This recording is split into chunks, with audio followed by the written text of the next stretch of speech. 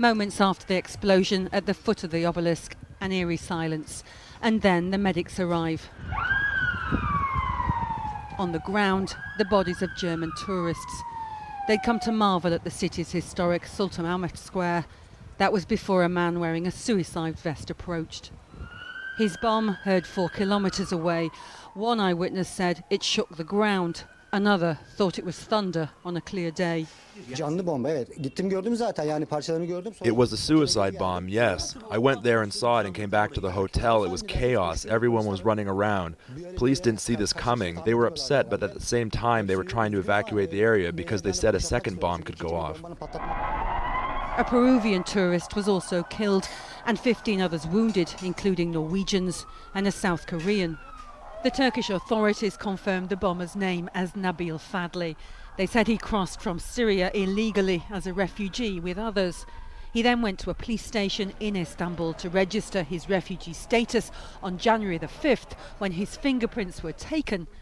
That's how his identity was confirmed. Prime Minister Ahmet Davutoglu said the investigation would track any accomplices and called on the world to support Turkey as it had Paris after last November's attacks. The perpetrators of this attack will be unveiled. They will get the punishment they deserve. I call on all of humanity. We need to stand in global solidarity. We need to stand shoulder to shoulder in the face of the Istanbul and Ankara attacks, like we did in the attacks in Paris. Tuesday's attack in Turkey is the 4th in a year.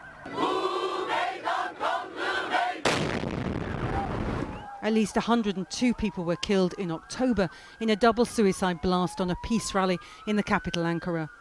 Last July, a 20-year-old suicide bomber killed over 30 people at a cultural centre in Suruç, close to the Syrian border.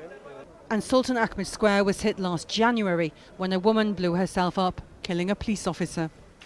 This attack on Istanbul wasn't just meant to kill, but to strike a blow on Turkey's tourism industry. And it well could change Turkey's relations with Germany. Soon afterwards, German Chancellor Angela Merkel urged solidarity. Today it was Istanbul. We've seen attacks in Paris, Copenhagen, Tunis and many other places. International terror chooses different places, but its goal is always the same: our free life in our free society. Terrorists are the enemy of all free people. Yes, the enemies of all mankind, whether in Syria, Turkey, France or Germany.